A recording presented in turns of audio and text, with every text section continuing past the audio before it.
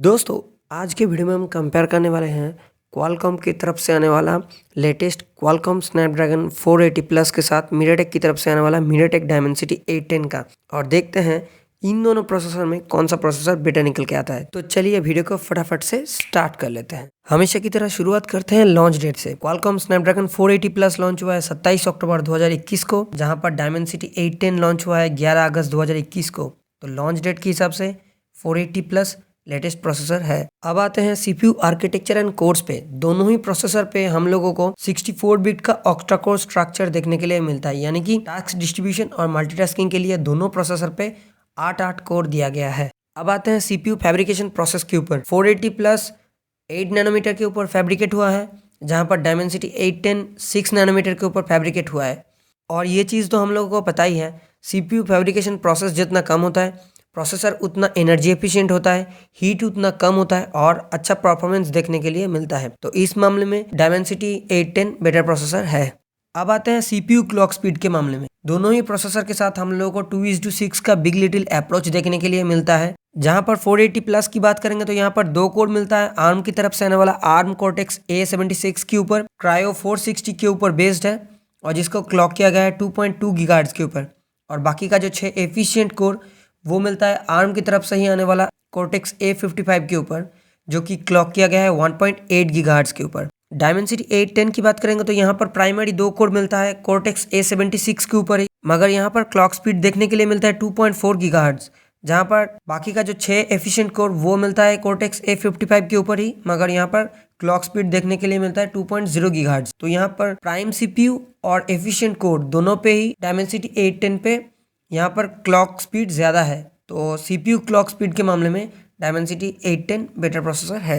अब आते हैं जीपीयू पे, यानी कि ग्राफिक्स प्रोसेसिंग यूनिट पे। 480 प्लस के साथ हम लोगों को देखने के लिए मिलता है क्वालकॉम एड्रीनो 619 जीपीयू, जो कि 750G पे भी हम लोगों को देखने के लिए मिलता था, या और अभी भी मिलता है, जो भी हो। 8 नैनोमीटर के ऊपर बेस्ड है ये जीपीयू और इसको क्लॉक किया गया है 650 मेगाहर्ट्ज के ऊपर, 650 मेगाहर्ट्ज के ऊपर इसको क्लॉक किया गया है। डायमेंसिटी 810 की बात करेंगे तो यहाँ पर मिलता है आर्म माली G57 MC2 जीपीयू, जो कि एक डुअल कोर जीपीयू है और इसको बनाया गया है 7 नैनोमीटर के ऊपर। और जिसको कितने पे क्लॉक किया गया है ये ठीक से मेंशन नहीं किया गया है। जीपीयू का अगर आप साइड बाय साइड कंपैरिजन करेंगे तो यहाँ पर 19-20 का फर्क है। तो यहाँ पर 20 आप मान सकते हैं 480 प्लस को, क्योंकि यहाँ पर स्लाइटली पावरफुल जीपीयू देखने के लिए मिलता है, और 19 मान के चल सकते हैं डायमेंसिटी 810 को। अब आते हैं कैमरा सपोर्ट पे। स्नैपड्रैगन 480 प्लस पे हम लोग को ट्रिपल कैमरा का सपोर्ट देखने के लिए मिलता है, जहाँ पर 13+13+13 का 3 कैमरा, डुअल कैमरा में 25+13 मेगापिक्सल का 2 कैमरा और सिंगल कैमरा में हाईएस्ट 64 मेगापिक्सल तक का ही सपोर्ट मिलता है। जहाँ पर इस प्रोसेसर के साथ हम लोग को ट्रिपल ISP देखने के लिए मिलता है, यानी कि एक साथ तीनों कैमरा का इमेज को ये प्रोसेस कर सकता है। और यहाँ पर MFNR भी मिलता है, मल्टी फ्रेम नॉइज रिडक्शन, और ZSL जीरो शटर लैग या जीरो शटर डिले ये भी देखने के लिए मिलता है। जहाँ पर डायमेंसिटी 810 की बात करेंगे तो यहाँ पर सिर्फ डुअल कैमरा का ही सपोर्ट मिलता है, जहाँ पर डुअल कैमरा में 20+16 मेगापिक्सल का 2 कैमरा, सिंगल कैमरा में 64 मेगापिक्सल का हाईएस्ट कैमरा का सपोर्ट देखने के लिए मिलता है। और इस प्रोसेसर के साथ डुअल ISP देखने के लिए मिलता है। यहाँ पर भी MFNR मिलता है और ZSL भी देखने के लिए मिलता है। तो कैमरा सपोर्ट के मामले में Qualcomm Snapdragon 480 plus better processor है।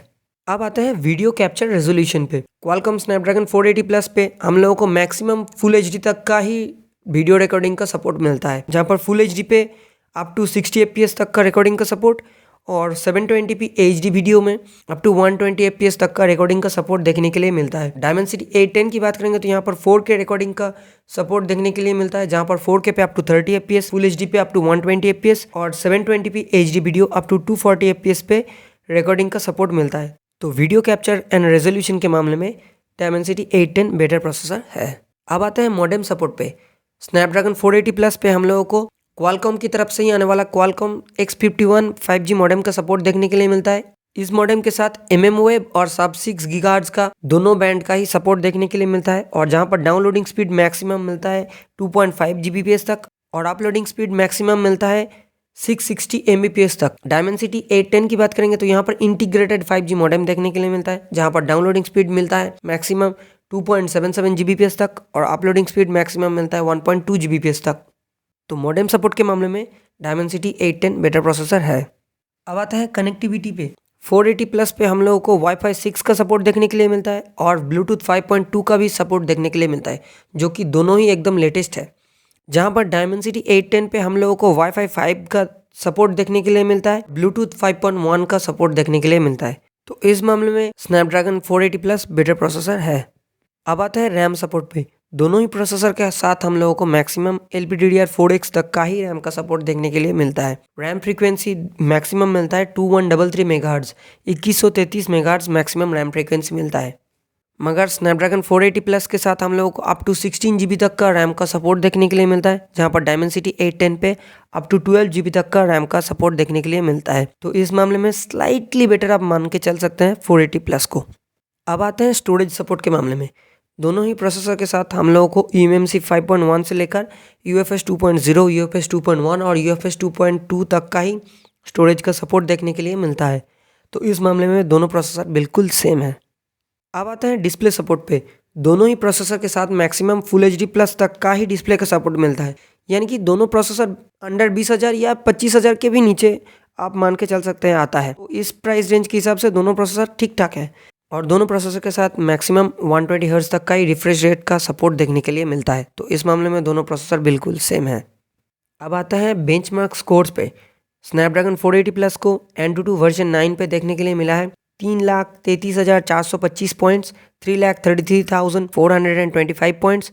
डायमेंसिटी 810 को मिला है 3,80,458 पॉइंट्स, 3,80,498 पॉइंट। तो Antutu के हिसाब से डायमेंसिटी 810 बेटर प्रोसेसर है। और गीकबेंच स्कोर्स की बात करेंगे तो यहाँ पर स्नैपड्रैगन 480 प्लस को देखने के लिए मिला है 525 पॉइंट्स और मल्टीकोर पे देखने के लिए मिला है 1661 पॉइंट, 1661 पॉइंट्स। जहाँ पर डायमेंसिटी 810 की बात करेंगे तो यहाँ पर सिंगल कोर पे मिला है 602 पॉइंट्स, 602 पॉइंट्स और मल्टी कोर पे मिला है 1833 पॉइंट्स, 1833 पॉइंट्स। तो गीकबेंच के हिसाब से भी डायमेंसिटी 810 बेटर प्रोसेसर है। अब आता है साइड बाय साइड कंपैरिजन पे। डायमेंसिटी 810 से शुरुआत करते हैं। यहाँ पर फैब्रिकेशन प्रोसेस कम है, CPU यहाँ पर बेटर मिलता है, कैमरा सपोर्ट यहाँ पर बेटर मिलता है, वीडियो रिकॉर्डिंग का सपोर्ट भी स्लाइटली बेटर देखने के लिए मिलता है, 4K रिकॉर्डिंग का सपोर्ट मिलता है और मॉडेम सपोर्ट भी यहाँ पर इंटीग्रेटेड 5G मॉडेम देखने के लिए मिलता है। तो इसका मॉडेम सपोर्ट भी अच्छा है। स्नैपड्रैगन 480 प्लस की बात करेंगे तो यहाँ पर जिस प्राइस रेंज पे ये आ रहा है और ऊपर से क्वालकॉम का प्रोसेसर है, ठीक ठाक प्रोसेसर है अपने प्राइस रेंज के हिसाब से। तो आज का बैटल का रियल विनर निकल के आता है मीडियाटेक डायमेंसिटी 810।